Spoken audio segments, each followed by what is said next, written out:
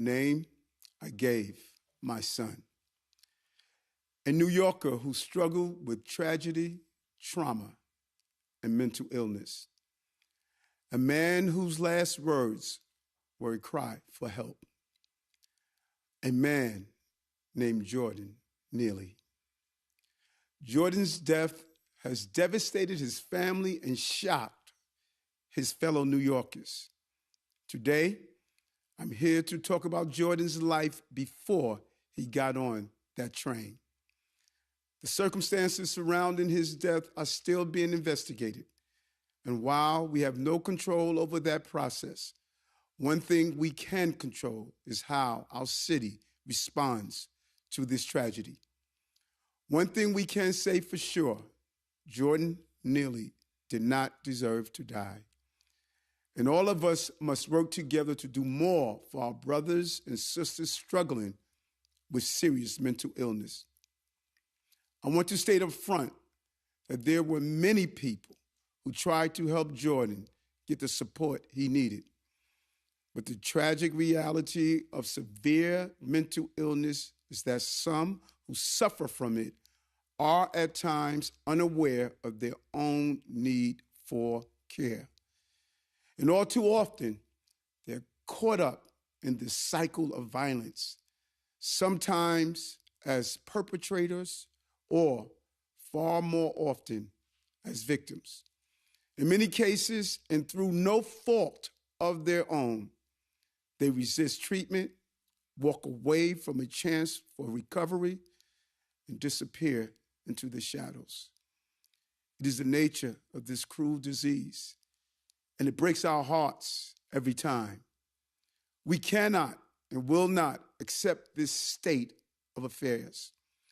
We will not walk by those in need, step over those who are suffering, or ignore those calls for help. We will respond with care, compassion, and action. We can and must do everything possible to help and heal our brothers and sisters in crisis. From the very beginning of this administration, I have called for changes and reforms to the way we address serious mental illness in our city.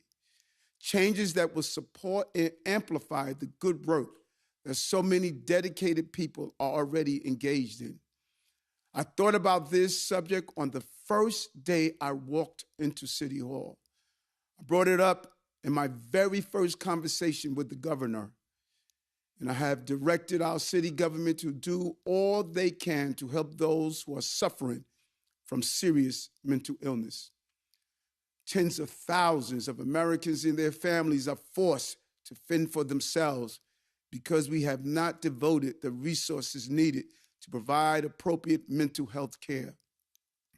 It is time to build a new consensus around what can and must be done for those living with serious mental illness, and to take meaningful action despite resistance and pushback from those who misconstrue our intentions. It starts with addressing the issues of mental health across the board, taking action to treat people before they are in crisis. And it means that we must give people in crisis the care they need for as long as they need it. In November 2022, I announced that our city personnel and contractors must have a better understanding of the legal options and responsibilities when they engage with those who are unsheltered and experience a psychiatric crisis. And in March of this year, we released a mental health plan that outlined a comprehensive strategy for treating New Yorkers in need and preventing the condition that so often led to severe mental illness. Our vision is to create a better system that goes beyond one incident or tragedy, a continuum of care that keeps people connected to the support they need to stay well. Because we look to prevent and minimize the impacts of mental illness, there's an immediate need to address those who are clearly in need of treatment. We already have the authority to do so, and we must use it. Under New York state law, our mobile crisis clinicians can bring people having a mental health crisis to a hospital for medical evaluation. And if physicians at that hospital find that the person has a mental illness and is dangerous to themselves or others, they have the authority to admit that person and retain them for treatment, even if the person does not agree to it. Our Coordinated Behavioral Health Task Force, also known as CBHT, is the guiding force behind this effort. Made up of a key staff from across city government, our state partners, and the community-based groups we contract with for street and subway outreach, the task force meets weekly. Their job is to find solutions for those unsheltered New Yorkers who are struggling with mental illness and refusing efforts to connect them with housing and support. Through the work of the task force, we have managed to bring many people in crisis to the hospital for desperately needed care. We are helping them stabilize and heal from the ravages of homelessness and long-term untreated psychosis. And most importantly, we are connecting them with supportive housing and all the care and services they will need to succeed when they return to the community. When people are referred to these kinds of services, whether by a court order or other means, a good outcome depends on their participation and cooperation. Service providers make repeated attempts to keep those who need help engaged in the programs that are available to them.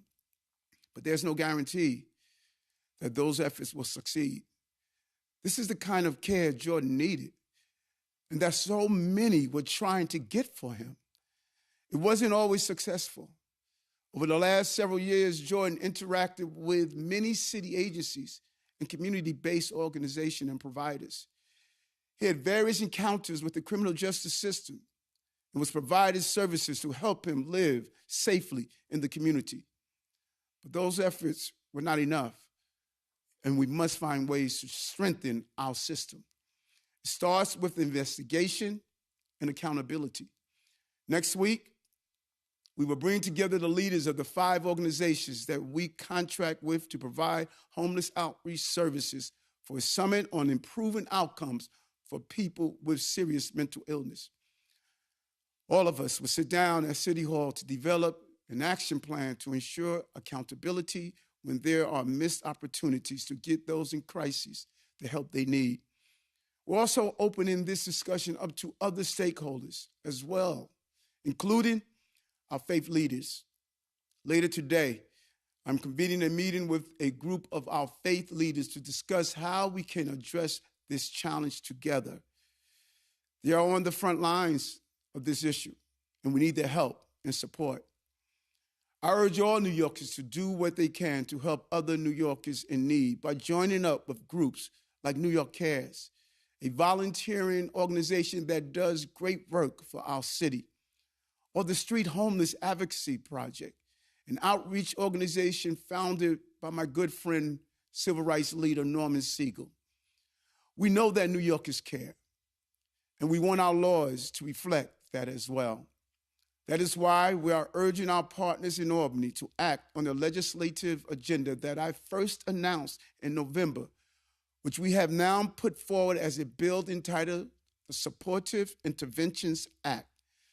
This bill addresses a series of flaws and gaps in the New York State mental hygiene law that are making it more difficult to help those who don't know they need help.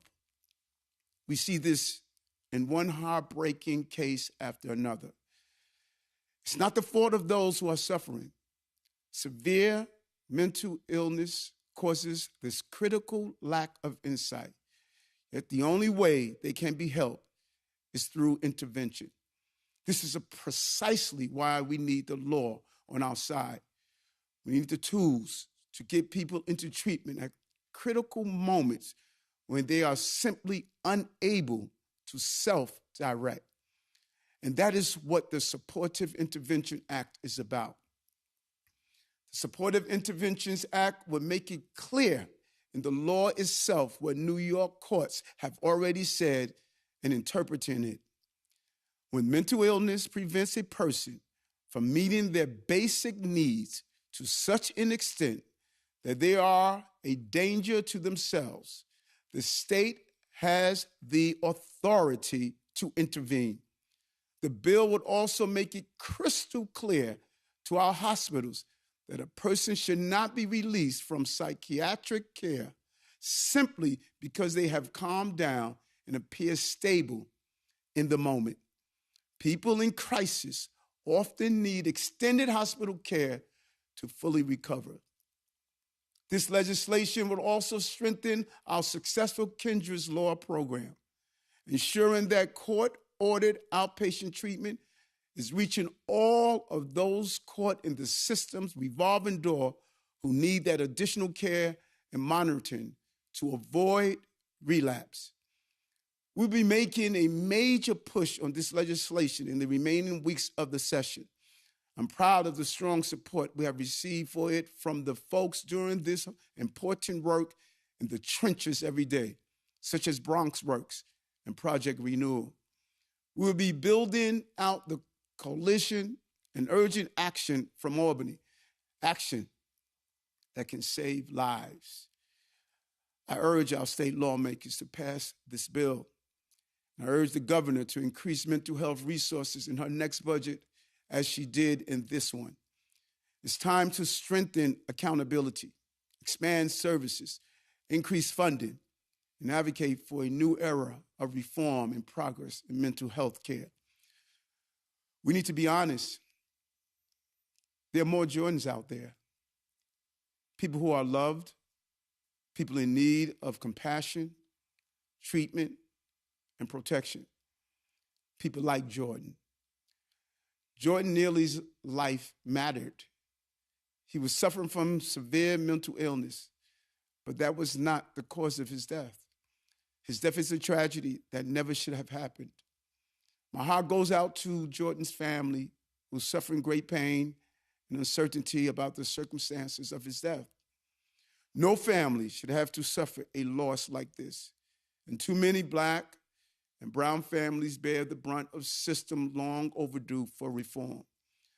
Our work starts with acknowledging that we must reverse the effects of decades of disinvestment in housing, healthcare, and social services. We must recommit to our shared civic responsibility to look after each other as a city, as a society, as human beings who care. There were many people who did care about a man named Jordan, but it wasn't enough this time. We must keep trying before we lose another Jordan.